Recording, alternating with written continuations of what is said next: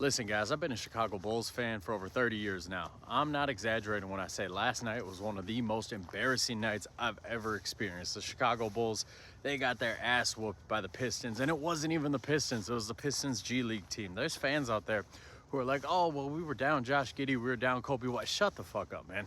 The Pistons were missing Cade Cunningham, Asar Thompson, Jalen Duran, Tobias Harris, Isaiah Stewart. They were down their entire rotation. The only two guys who are a regular part of their rotation that played last night are Duncan Robinson and Ron Holland. And it didn't matter. The Pistons whooped their ass. They were consistently up 20 that entire game.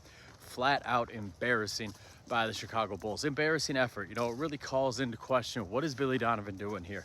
I have been a hater of Billy Donovan his entire tenure, and last night you saw why. He's just a guy, he never gets his team up to play in these games. They consistently come out flat. They consistently come out with low energy. I cannot tell you how many times this man has to call a timeout within 2 minutes of a half. It's like, what do you do pre-game? What are your pre-game speeches? What are your locker room speeches? Because we consistently see it in the fourth and the third quarters. These other teams come out with way more energy, way more tenacity, way hungrier to play. So we don't need to talk too much more about them. They were embarrassing. They don't deserve a lot of my time.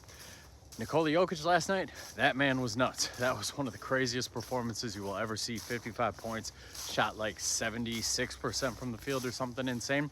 You know, The Athletic, they put out their top 25 players of the 21st century the other day. They had him fifth. Some people thought it was a little high. I think it was perfect. You know, LeBron was number one, Curry was number two, Duncan was number three, Kobe was number four.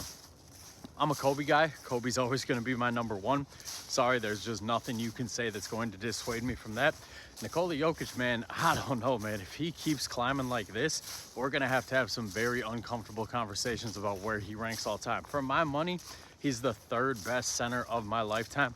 Only Hakeem and Shaq are ahead of him. But if Jokic gets himself another ring, he's going to put himself above those guys, in my opinion. Just what he does on the basketball court, it's crazy. But if he finishes his career with only one ring, it's kind of hard to have him in those discussions. So I see people online, they're saying, you know, what does he have to do to get into that top 5 all time, that top 10 all time discussions? He's got to get another ring. I don't care what excuses you make for the man.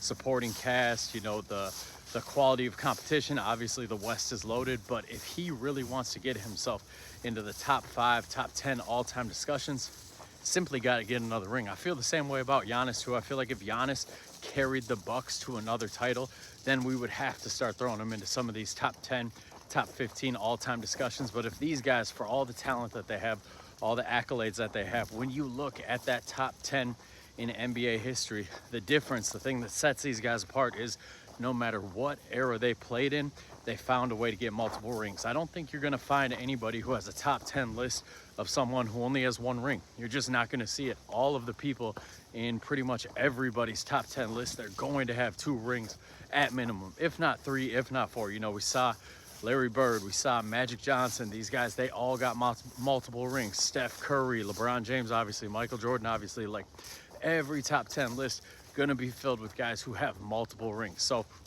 Nikola Jokic, what you are doing is, you know, stat-wise, it's unprecedented. We've never seen anything like this. We've never seen a guy dominate the game in so many different facets, so many areas of the game. But if you're going to be put in these all-time discussions, if you're going to crack the top 10 all-time NBA history, you got to get another ring, man. I know it's going to be really hard with how the Thunder are looking, how the landscape of the West is shaking out. But if Jokic can put a team on his back, carry them to a ring, while putting up these kind of stats, carry him to another ring, I should say. Obviously, he already has one, but to get into my top 10, I'm going to need to see another ring from him. So let me know in the comments what you guys think. Where do you rank Nikola Jokic all time? I have him somewhere in that top 15 right now.